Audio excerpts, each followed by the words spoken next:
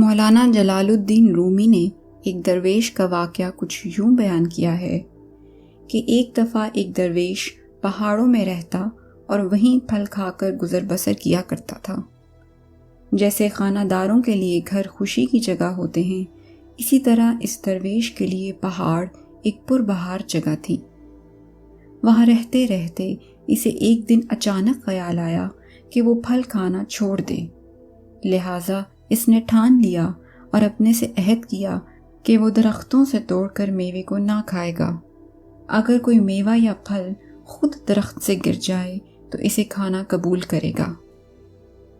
اتفاق سے 5 دن تک ہوا ہی نہ چلی، لہٰذا کوئی پھل زمین پر نہ گرا۔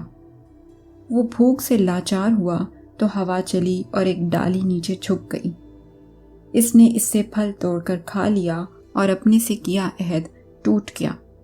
خدا کا حکم ہے کہ عہد کر کے نہ توڑو، لہٰذا اس کی سزا اسے یہ ملی کہ اسی پہاڑ میں ایک چوروں کا گروہ رہتا تھا۔ کوتوال کو مخبری ہو گئی۔ اس نے چھاپا مارا تو درویش کو شبے میں گرفتار کر لیا۔ درویش کا ہاتھ کاٹ دیا گیا تو ایک سوار بھاگتا ہوا آیا اور بولا، یہ کیا کرتے ہو؟ یہ تو فلاں بزرگ شیخ ہیں۔ کوتوال اور سپاہیوں نے معافی مانگی کہ ہمیں کیا معلوم تھا۔ لوگوں نے ان کا نام ٹنڈا شیخ رکھ دیا۔ ایک شخص اتفاقاً ان کی جھونپڑی میں گھس آیا تو کیا دیکھتا ہے کہ شیخ دونوں ہاتھوں سے جھولی سی رہے ہیں۔ درویش خفا ہوئے کہ تو اطلاع دیے بغیر اندر کیوں آیا؟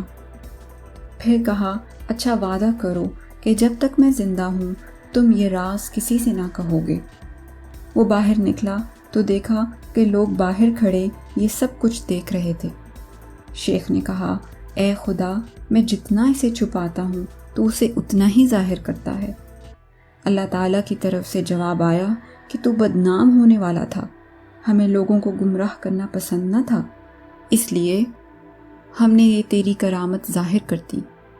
میں تجھے ان کرامتوں سے پہلے ہی عرفان دے چکا ہوں۔ یہ کرامت جو تجھے عطا ہوئی ہے یہ ان لوگوں کے لیے چراغ ہے۔ مولانا روم مذکورہ حکایت میں یہ درس دیتے ہیں کہ رب تعالیٰ کی ذات پاک وہ ہے جو جسے چاہے ظاہر کرے اور جسے چاہے چھپا دے، اور یہ کہ وعدہ خلافی کی سزا ہوتی ہے جس کا ایک وقت مقرر ہے، لیکن دوستوں کے لیے یہ سزا فوری ہے۔